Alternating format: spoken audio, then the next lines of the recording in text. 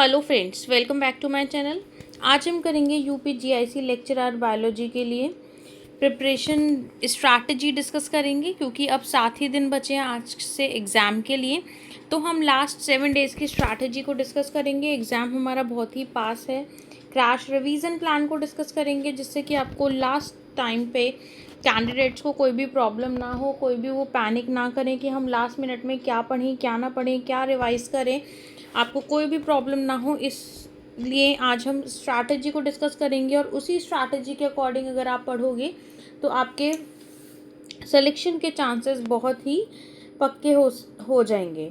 ठीक है, जैसा कि आपको पता है ये एग्ज़ाम में आपको 120 क्वेश्चंस आएंगे, और ये 120 क्वेश्चंस आपके 2 घंटे में आपको सॉल्व करने होंगे, जिसमें आपकी नेगेटिव मार्किंग भी है 1/3 की।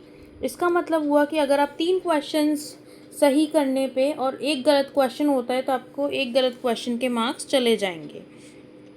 ठीक है, आगे हम देखते हैं हमारा क्या स्ट्रैटेजी फोकस रहेगा, कैसे हम अपनी प्रिपरेशन को बेहतर करेंगे। सबसे पहले हमें हाई वेटेज के जो एनसीईआरटी टॉपिक्स हैं उनको हमें डिस्कस करना है, उनको कवर करना है, उनको अच्छे से प्रिपेयर करना है। उसके बाद हमें रिवीजन पे ज़्यादा फोकस करना है। जो भी हमने पढ़ा है, जितना भी हमने पढ़ा है, उसको हमें रिवीजन पे ज़्यादा फोकस करना है, नए टॉपिक को लर्न करने की बजाय। ठीक है, अगर हम नया टॉपिक लर्न करते हैं 2-3 दिन लगा के, इससे अच्छा है कि हम रिवाइज कर लें अपना जितना भी हमने पढ़ा है, उससे भी हमारे सिलेक्शन के चांसेस ज़्यादा बेहतर हो सकते हैं। तीसरा हमारा क्या फोकस है कि हमें एमसीक्यू प्रैक्टिस करनी है। जितनी ज़्यादा से ज़्यादा एमसीक्यू हमसे रिवाइज हो जाएं, जितने ज़्यादा से ज़्यादा एमसीक्यू को हम सॉल्व कर पाएँ, वो हमारा मस्ट है। क्योंकि एमसीक्यू प्रैक्टिस से एक आपको क्या मिलता है, एग्ज़ाम में जाने के लिए आपको क्वेश्चन सॉल्व करने आते हैं, आपको क्वेश्चन की स्ट्रैटेजी पता चलती है कि किस टाइप से हम क्वेश्चन को सॉल्व कर सकते हैं। तो हम सबसे पहले टॉपिक्स डिस्कस करते हैं, कौन कौन से इंपॉर्टेंट टॉपिक्स हैं जिनको हमें सबसे पहले कवर करना है, जो हमारे बिल्कुल डू एंड डाई क्वेश्चंस हैं कि ये क्वेश्चंस हमें करने ही करने हैं हर हालत में। तो सबसे पहला टॉपिक है हमारा ह्यूमन फिजियोलॉजी। ह्यूमन फिजियोलॉजी में हमें क्या डिस्कस कवर करना है, digestion, respiration, circulation and excretion. ये चारों टॉपिक हमारे बहुत ही इंपॉर्टेंट हैं, इनको किसी भी हाल में नहीं छोड़ना है। और इसके बाद इनके एनसीईआरटी डायग्राम से बहुत फोकस करना है, प्लस इनके फंक्शंस पे। जितने भी इनमें ऑर्गन्स हैं उनके फंक्शन को, एक एक फंक्शन को बहुत ही अच्छे तरीके से हमें पढ़ना है, जिससे कि हमारे सारे ही क्वेश्चन जो भी ह्यूमन फिजियोलॉजी से बनते हैं उनको हम सॉल्व कर पाएँ। नेक्स्ट इंपॉर्टेंट टॉपिक आती है हमारी genetics and evolution.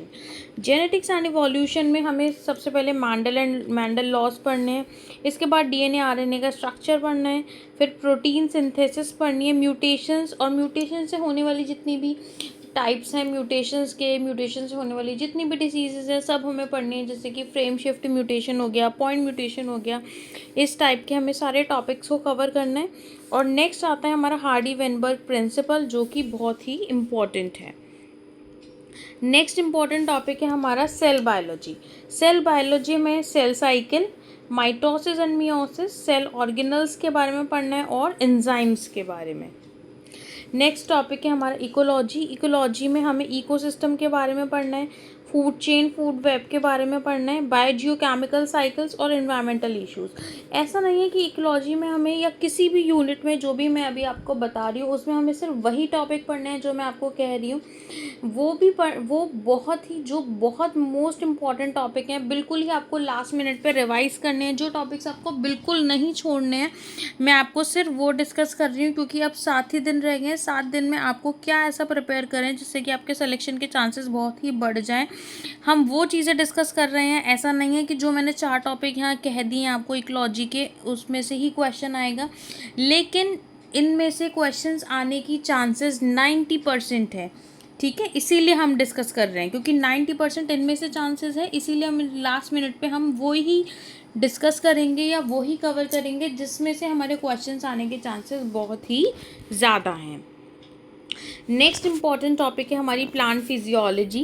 Plant physiology में हमें फोटोसिंथेसिस, रेस्पिरेशन, प्लांट हार्मोन्स और वाटर ट्रांसपोर्ट, इन चारों टॉपिक्स को बहुत ही अच्छे से कवर करना है।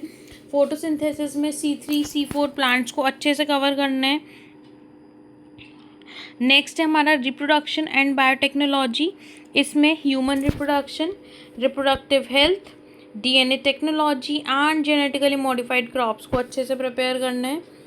नेक्स्ट फाइनल अब हम क्या करेंगे, ये सारे टॉपिक्स हमारे बहुत ही इंपॉर्टेंट थे। सबसे पहले आप इन सारे टॉपिक्स को प्रिपेयर कीजिए, इन सारी यूनिट को बहुत अच्छे से प्रिपेयर कर लीजिए। उसके बाद हम क्या करेंगे, सिर्फ और सिर्फ आपको एमसीक्यू प्रैक्टिस करनी है और कुछ नहीं करना है।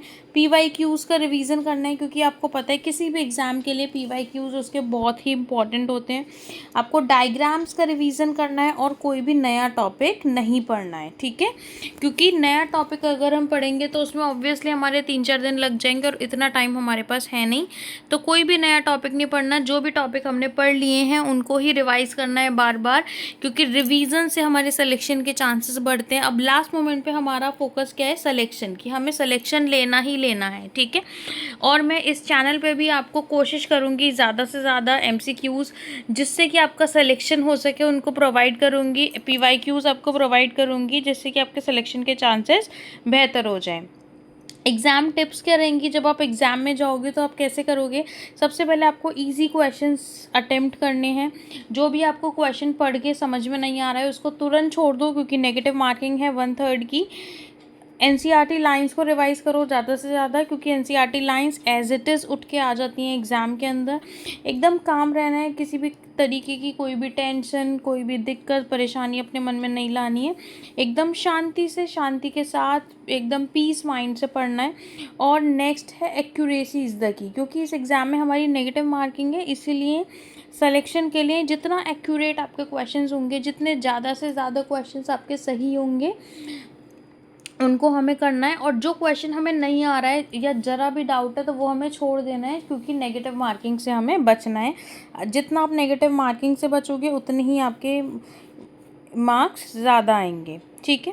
तो फाइनल कंक्लूज़न क्या है हमारी वीडियो का, कि हमें स्मार्ट रिवीजन करना है जिससे कि हमें सिलेक्शन बढ़ जाए। और लास्ट में मैं आपको यही कहना चाहूँगी कि all the best for your exam, अच्छे से पढ़िए। और अगर आपको वीडियो अच्छी लगी हो तो इसको लाइक करो, शेयर करो अपने फ्रेंड्स के साथ और चैनल को सब्सक्राइब करो, क्योंकि मैं आपको जीआईसी लेक्चरर के लिए ज़्यादा से ज़्यादा वीडियो, ज़्यादा से ज़्यादा आपका सिलेक्शन के लिए कंटेंट प्रोवाइड करने की कोशिश करूँगी, ठीक है। तो मिलते हैं हम नेक्स्ट वीडियो में, तब तक के लिए बाय बाय। पढ़ते रहिए और अपना सिलेक्शन के चांसेस को बेहतर बनाते रहिए। All the best.